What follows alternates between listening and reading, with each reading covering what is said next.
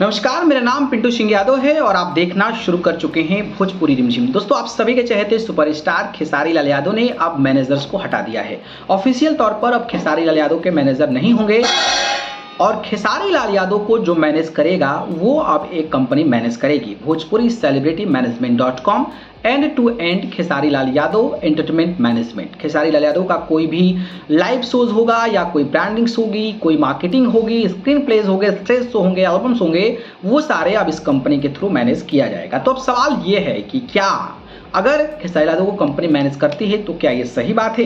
क्या ऐसे एक सुपरस्टार्स के लिए होना चाहिए? तो इसका जवाब मैं आपको दूंगा और बताऊंगा कि आखिरकार इसका बेनिफिट्स क्या है और इसका एडवांटेज क्या है। तो इसके बारे में चलिए हम जानकारी आपको बताते हैं। तो शुरू करते हैं। दोस्तों, जैसे कि मैंने आपको शुरू में बताया कि end to end Khesari Lal Yadav entertainment management जो भोजपुरी सेलिब्रिटी मैनेजमेंट.com है उसके थ्रू होगा। ईमेल आईडीज और आपको नंबर प्रोवाइड किया गया है। उसके थ्रू आप खेसारी लाल यादव के मार्केटिंग्स के लिए, ब्रांड प्रमोशंस के लिए, एल्बम्स के लिए, स्टेज शोज के लिए या फिर कोई पॉलिटिकल रैली के लिए अगर आप कॉन्टेक्ट करना चाहते हैं then just contact on that number और has been given already email ID, so you just contact through the email IDs also। तो आप जो है वहाँ से कांटेक्ट कर सकते हैं। अब सवाल ये है कि क्या ये फायदेमंद है? तो बिल्कुल बिल्कुल ये बहुत अच्छी बात है और मेरे जहन में भी बहुत पहले ये सारी चीज़ें आई थी कि भाई जब खेसारी लाल यादव के लिए स्टेज शो करना होता है तो अपने करीबी लोग पहुँच जाते हैं और करीबी लोग पहुँच जाते हैं तो भाई खेसारी लाल यादव के पास भी कोई करीबी पहुंचता तो सोचते हैं चलो कर देते हैं, अपना भाईचारा है। तो एक सेलिब्रिटी अगर एक बहुत बड़ा सेलिब्रिटी है, सुपरस्टार है और उसका बिजनेस वही है कि पैसा कमाना है मुझे अपने गाने के थ्रू, स्टेज शो के थ्रू, तो उसके पास कोई करीबी चला जाता है तो फिर उसमें जो है ना फिर डिसबैलेंस हो जाता है। जो आपका एक बजट है उस बजट में कमी होने लगती है, गड़बड़ी होने लगती है।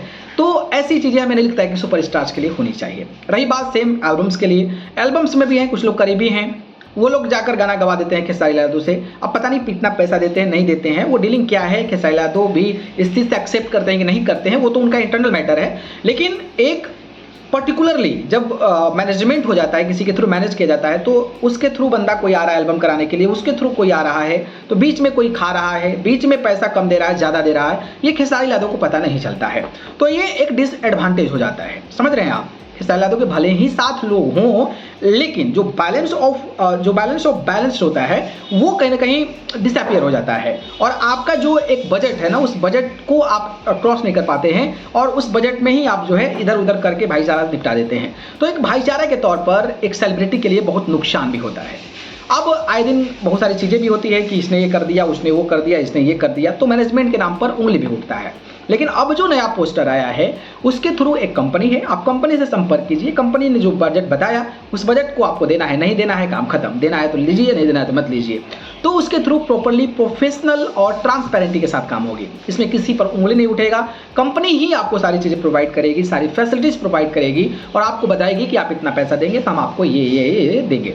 तो अब खेसारी लाल यादव का कंपनी के थ्रू मैनेजमेंट होगा, कंपनी खेसारी से कांटेक्ट करेगी, कंपनी डिसाइड करेगी कहाँ जाना है, किस तरीके से जाना है, सिक्योरिटीज़ क्या होगी, आपको क्या प्रोवाइड होगा, ये सारी चीज़ें जो है ऑर्गेनाइजर से बात करेगी और फिर वहाँ पर सिर्फ खेसारी लाल यादव को अपने थ्रू भेजेगी। तो ये एक बहुत बेस्ट ऑप्शन है जहाँ तक मेरे को लगता है और बेस्ट ऑप्शंस ये पहले ही इम्प्लीमेंटेशन होना चाहिए, इससे पहले भी जो है ये सारी चीज़ें होती थी। अब सवाल ये है कि भाई कंपनी बस खेसारी लाल यादव के नाम पर मैनेज करेगी या फिर खेसारी लाल यादव को एक्सपैंड, बूस्ट और एक और बड़े लेवल पर ले जाने के लिए कुछ प्लान्स भी करेगी। तो इस पर नज़र टिकी रहेगी। आगे आने वाले समय में जो एंटरटेनमेंट मैनेजमेंट कंपनी है वो क्या करती है खेसारी लाल यादव को और भी ज़्यादा एक्सपेंड करने के लिए, इस पर नज़र बनी रहेगी। लेकिन ये जो डिसीज़न है वो काफ़ी परफेक्ट डिसीज़न है और एक प्रोफेशनल सेलिब्रिटीज़ को मैनेजमेंट करने के लिए बहुत बेस्ट ऑप्शन है। इसमें मैंने आपको बताया कि किसी पर उंगली उठने का डर नहीं है, पैसे का इधर हेर फेर होने का डर नहीं है, ट्रांसपेरेंसी बना रहेगा और माउथ टू माउथ डायरेक्ट बात होगा। किसी से नहीं बात होगा कि आप 50,000 लीजिए तो खेसारी लाल यादव 10 लाख लेते हैं तो आप उनको 8 लाख में करवा दीजिए, ऐसी बात होने की चर्चाएं नहीं है। भाईचारा कोई नहीं, भाई सेलिब्रिटी है, वो उनका बिजनेस है, देन वो आपको एकदम फिक्स वैल्यू पर कॉन्सेंट्रेट करें और कंपनी मैनेज करेगी तो वो एकदम प्रोफेशनल वे में होगा और ये लगता है कि मुझे बेस्ट ऑप्शन है। और मुझे लगता है कि इसके बाद और भी तमाम जो भोजपुरी कलाकार हैं वो भी इस चीज़ को इम्प्लीमेंट करने वाले हैं। बाकी बॉलीवुड सेलिब्रिटी तो इसी तरीके से मैनेजमेंट करते हैं। बाकी इस पर आप क्या सोचते हैं? क्या ये सही डिसीजन है खेसारी यादव के द्वारा? मैंने जो बात कही है उससे आप एग्री हैं? ये भी बताइए। ठीक है, धन्यवाद।